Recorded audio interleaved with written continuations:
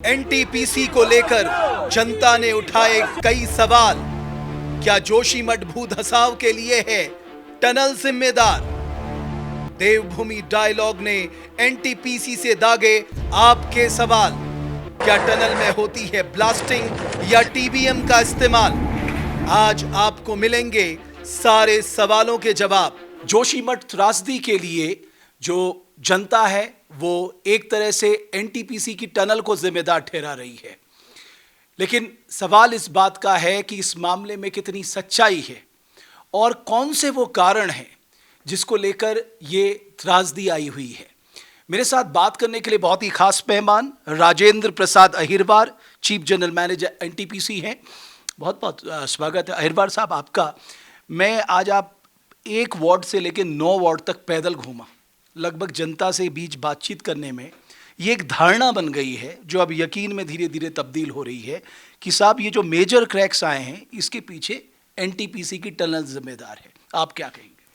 देखिए, हम तो पहले दिन से ही, जब से समस्या का बहुत ज़्यादा आपका प्रचार हुआ, यद्यपि ये समस्या बहुत पुरानी है, बट जब से प्रचार हुआ तभी से हम बोल रहे हैं कि इसका एनटीपीसी की टनल से कोई संबंध नहीं है। साइंटिफिक तरीके से जो भी स्टडीज़ हुई हैं उनसे भी अगर आप जाएं तो उससे आप पता लगा सकते हैं, इसका कोई संबंध नहीं है। हमारी टनल जो है ना तो जोशीमठ के नीचे से गुजर रही है, ना ही उसके पहाड़ से गुजर रही है। ये जोशीमठ का जो सबसे आखिरी पॉइंट है उससे भी 1.25 किलोमीटर दूर है, और जहाँ ये भूस्खलन की बातें हो जो आप देख रहे हैं वहाँ से अगर देखें तो 3-3 किलोमीटर तक की डिस्टेंस हो सकती है हमारी टनल। तो ये कहना कि वहाँ से कोई इसका प्रभाव है सही नहीं प्रतीत होता है, और इस पर अध्ययन जारी हैं। हमारे प्रशासन भी अध्ययन कर रहे हैं, हम लोग भी अध्ययन कर रहे हैं, और हम अध्ययन के साथ भी आएंगे कि इसमें क्या साइंटिफिक चीज़ें हैं जो कि आप इसमें इनको नकार सकते हैं जो संबंध किया जा रहा है। तो आप कह रहे हैं आप लोग इस मामले में अध्ययन करा रहे हैं, ये जो क्रैक्स आया है इसकी वजह क्या है? नहीं, इसकी वजह नहीं, हमारी टनल से इसका कोई संबंध नहीं है। ये हम आपको बता रहे हैं कि जो विशेषज्ञ हैं, क्योंकि ये जो हमारा प्रोजेक्ट है ये बहुत सारे स्टडीज़ के बाद ही शुरू होता है। इसकी डिज़ाइन अगर आप देखें तो CWC ने की है, इसमें GSI ने इसको अप्रूव किया है, CA ने इसको अप्रूव किया है, हमारी इसमें सीस्मिक स्टडीज़ भी सारी होती हैं, और भी जो हमारे मानक हैं उसके हिसाब से उसको पहले स्टडी किया जाता है, तभी इसको शुरू किया जाता है। और ये सुरक्षा का ध्यान रखा जाता है कि हमारी जो टनल है ये भी सुरक्षित रहे, इसके आसपास के क्षेत्र भी सुरक्षित रहे, और उसके बाद ही ये सब प्रोजेक्ट शुरू होते हैं। तो ये कहना कि इस कारण से कोई किसी के ऊपर प्रभाव पड़ रहा है, ये वैज्ञानिक रूप से सही नहीं लगता है। ये केवल भ्रांति है जो कुछ लोग उसको फैला रहे हैं, और मासूम जनता के बीच में भ्रांतियाँ क्रिएट हो रही हैं। अब अगर आम जनता कहे तो समझ में आता है, जो शंकराचार्य हैं अभिमुक्तेश्वरानंद जो यहीं के हैं, जहाँ यहीं ज्योतिर्मठ के, और जो बद्रीनाथ के पूर्व धर्माधिकारी हैं भुवनचंद उनियाल जी, वो भी कमोबेश यही बात कह रहे हैं कि साहब इसके लिए टनल जिम्मेदार है। मेरा सवाल ये है कि ये जो ट्रस्ट डेफिसिट बन रहा है इसको दूर करने के लिए आप क्या कर रहे हैं ताकि आप जनता को कन्विंस करने सकें कि नहीं साहब हम जिम्मेदार नहीं हैं और ये हार्ड फैक्ट्स हैं जिसके आधार पे हम ये बात कह रहे हैं? देखिए, हम तो यही कहेंगे कि इसका अगर हम कोई अध्ययन करके हम बताएंगे तो लोग बोलेंगे कि भाई आपने अपने हिसाब से उसका अध्ययन करा दिया। जब भी ऐसी सिचुएशन आई हैं कि कोई भूस्खलन हो रहा है जोशीमठ में, तो प्रशासन ने खुद ही आगे आके और इसकी अध्ययन कराए हैं। अभी रिसेंटली अगस्त में भी माननीय DM साहब ने एक कमेटी बनाई थी, काफ़ी बड़े विशेषज्ञ थे, जिसमें कि Wadia institute of Himalayan geology के विशेषज्ञ, GSI के विशेषज्ञ, USDME के विशेषज्ञ, और IIT रुड़की, CBRI, इन सब के विशेषज्ञ आए, और उन्होंने भी यही देखा कि जो भूस्खलन हो रहा है इसका जो कारण है ये वही कारण है जो कि 1976 में, जबकि एनटीपीसी था ही नहीं, ना ये प्रोजेक्ट था यहाँ पर, तब जो परेशानियाँ आई थी, और वहाँ जब जो कारण बताए गए थे वही कारण इस कमेटी ने भी बताए हैं, जो कि अगस्त में बताया। तो ये कहना कि ये जो भूस्खलन हो रहा है इससे कोई टनल का संबंध है, ठीक नहीं है। फिर भी हम ये बता रहे हैं कि जो टनल बन रही है बहुत ही सुरक्षित तरीके से बन रही है, बहुत दूर बन रही है, रॉक के अंदर है, और जो भूस्खलन हो रहा है ये ओवरबर्डन के अंदर है, जो कि लूज मास और बोल्डर्स के ऊपर बैठा हुआ है जो जोशीमठ, उसके मूवमेंट के कारण है, जिसमें किसी भी प्रकार का इन्वॉल्वमेंट हमारी टनल के द्वारा नहीं है।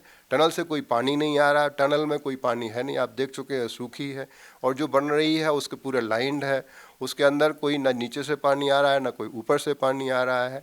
अगर कोई पानी होता तो उसके आसपास और भी वूजिंग होती, वहाँ पे कोई ऐसे सेटलमेंट के प्रमाण होते कि भाई देखिए ऊपर भी सेटलमेंट हो रहा है। 2.5-3 किलोमीटर दूर जिस टनल में पानी नहीं है, उसके कारण ये कहना है कि यहाँ पर कुछ सब्सिडेंस हो रहा है, ये थोड़ा सा साइंटिफिकली सही नहीं लगता है। पर अध्ययन चल रहे हैं, अभी सारी रिपोर्ट्स आने वाली हैं, उससे आपको क्लियर हो जाएगा। नहीं, लेकिन एक बात तो आप मानेंगे कि आपके और जनता के बीच में विश्वास की कमी है, या आप जनता को कन्विंस नहीं कर पा रहे हैं? देखिए, ये जो जनता को कन्विंस करना, ये आप मीडिया का काम है। हम आपको फैक्ट्स दे सकते हैं, आपको साइंटिफिक एक दृष्टिकोण दे सकते हैं, पर जनता तक पहुंचना, ये आप माध्यम से जनता को समझाया जा सकता है। और जो भ्रांतियां फैला रहे हैं उनसे आप बात करके उनके पास क्या तथ्य है, वो एक काल्पनिक और परिकल्पना लेके कोई अगर चीज़ बोलें तो और जनता उस पर विश्वास करने लगे, तो इसमें आपको उस मिथ को तोड़ना पड़ेगा। हम आपको फैक्ट्स ही दे सकते हैं। एक और प्रश्न जो जनता कह रही है कि साहब, अगर एनटीपीसी ठीक थी तो फिर उनका काम क्यों रोका गया? उनका काम को सुचारू रूप से चालू कर देना चाहिए था, उनको क्यों रोका, उनका काम क्यों रोका गया? देखिए, ऐसा ये जनभावना जब होती हैं तो हम उनका कद्र करते हैं, और अगर जनमानस में ये व्याप्त है कि इसके कोई संबंध है, तो हम ये सिद्ध करना चाहेंगे, प्रशासन का भी यही सिद्ध करने का रहेगा कि भाई इससे कोई संबंध नहीं है। अगर संबंध है तो फिर क्यों हो रहा है, हमने बंद कर दिया काम, तो फिर भी भूस्खलन क्यों हो रहा है, वो भी आपके सामने होगा। और आपकी संभावना और संवेदनशीलता को देखते हुए ये कदम उठाए जाते हैं। इसका ये मतलब नहीं है कि इसके संबंध है इसलिए इसको बंद कर दिया गया है। तो ब्लास्ट जैसी आप कह रहे हैं कि कोई गतिविधि वहाँ पर नहीं होती है, आप ड्रिल एंड ब्लास्ट मैकेनिज्म नहीं अपना रहे हैं, आप जो बोरिंग, क्या उसको बोलते हैं एग्जैक्टली, टनल बोरिंग मशीन, उसका आप इस्तेमाल कर रहे हैं। देखिए, जो कंस्ट्रक्शन हो रहा है, जो पोर्शन हमारी एचआरटी का जोशीमठ के पीछे से जो जा रहा है, उसमें हम ब्लास्टिंग नहीं करते। वहाँ हम टनल बोरिंग मशीन से उसको एक्सकेवेट कर रहे हैं, ड्रिल कर रहे हैं उसको, और उसके इमीडिएटली लाइनिंग कर दे रहे हैं। वहाँ पे कोई ब्लास्टिंग नहीं करते। जो ब्लास्टिंग वाला एरिया है वो तपोवन साइड में, जो कि लगभग 11 किलोमीटर दूर जोशीमठ से है, और जो ब्लास्टिंग भी हम करते हैं वो बहुत ही कंट्रोल्ड होती है। और उस कंट्रोल ब्लास्टिंग से जो हम लोग उसका मेजरमेंट करते हैं, मॉनिटरिंग करते हैं, एक मानक दिया गया है कि उस मानक से ज़्यादा कंपन नहीं होना चाहिए। अगर उससे ज़्यादा कंपन होंगे तो हमारी टनल ही बनने में प्रॉब्लम हो जाएगी, क्योंकि आसपास का जो टनल के दुगने डायमीटर के बराबर का जो क्षेत्र होता है वो भी डिस्टर्ब होता है, तो हम चाह के भी ज़्यादा ब्लास्ट नहीं कर सकते हैं। तो एक तकनीकी है कंट्रोल ब्लास्टिंग की, उससे हम टनल बनाते हैं। उससे आप कहीं भी देखिए, किसी भी टनल के 2 डायमीटर से ज़्यादा, दोगुना डायमीटर से ज़्यादा किसी भी क्षेत्र में कोई प्रभाव नहीं पड़ता है। तो ये 11 किलोमीटर प्रभाव तो सवाल ही नहीं उठता है। और दूसरा कि ये टनल अभी पूरी हुई नहीं है, चार्ज नहीं है, इसमें पानी नहीं है, सूखी है, तो इसके अंदर कोई पानी नहीं। आप देखा होगा जो सीपेज हो रहा है ये रॉक वाटर है, बहुत ही मिनरल वाटर है, जिसको हम डिवाटर करते हैं, जिससे काम होता रहे। तो उससे कोई जो भूस्खलन का कोई संबंध नहीं है। ठीक है, तो आपने देखा जो एनटीपीसी के जनरल मैनेजर हैं, उनका ये कहना है कि एनटीपीसी में जो भी विधि अपनाई गई है वो पूरी तरह से वैज्ञानिक है, और सबसे महत्वपूर्ण बात यह है, उनका ये भी कहना है कि जनता जनार्दन के बीच में एक मिथ फैलाया जा रहा है, जबकि हार्ड फैक्ट्स के आधार पर, अध्ययन के आधार पर बात होनी चाहिए। और उनका ये कहना है कि किसी भी तरह का ये जो दरारें आई हैं, इसका एनटीपीसी की टनल की खुदाई से कोई लेना देना नहीं है। बहुत बहुत धन्यवाद आपका हमारी इस खास पेशकश को देखने के लिए।